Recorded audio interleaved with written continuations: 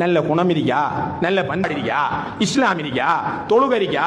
ஒரு பள்ளியில ஒரு சுலோகம் போடப்பட்டிருந்தது எப்படி என்றா, உங்களோட பிள்ளைகளுக்கு மாப்பிள்ளை பார்க்கிறண்டா சுபது தொழுகிற ஒரு பிள்ளையே பாருங்க, தொடரா தொழுகிற பிள்ளையே. அர்த்தம் இருக்கிறது,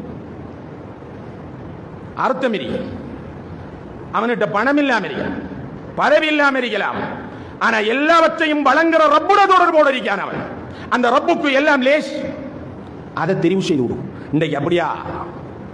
அவரவருக்குரிய துணையை அவரவரே தெரிவு செய்ய. பாப்பாட விருப்பமும் இல்லை, உம்மாட விருப்பமும் இல்லை. நீ சிறு பிராயத்தில் இருக்கும் போது உனக்கு எது ருசியானது என்பதை தேர்வு செய்தார்கள் அவள். எந்த உடுப்பு உனக்கு பொருத்தம் என்பதை தெரிவு செய்தார்கள் அவள்.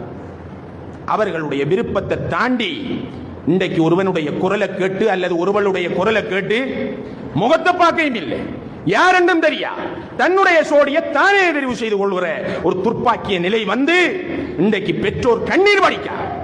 பெற்றோருடைய மனக்குமுறைகள் எத்தனையோ இருக்கின்றது. அப்ப ரிலர் ரப்பு ஃபீ ரிலல் வாலித் வ ஸகத்துர் ரப்பு ஃபீ ஸகத்தில் வாலித். ஒரு பெற்றோருடைய விருப்பத்தில் தான் அல்லாஹ்வுடைய விருப்பம் இருக்கின்றது, ஒரு பெற்றோருடைய கோபத்தில் தான் அல்லாஹ்வுடைய கோபம் இருக்கின்றது. உனக்கு விருப்பமாக இருக்கலாம், ஒரு பெண் பிள்ளைக்கு ஆண்ல ஒரு விருப்பம் பாரதும், ஒரு ஆணுக்கு பெண்ணில விருப்பம் பாரதும் இயல்பானது. அது முறையானதா என்பதை யோசி.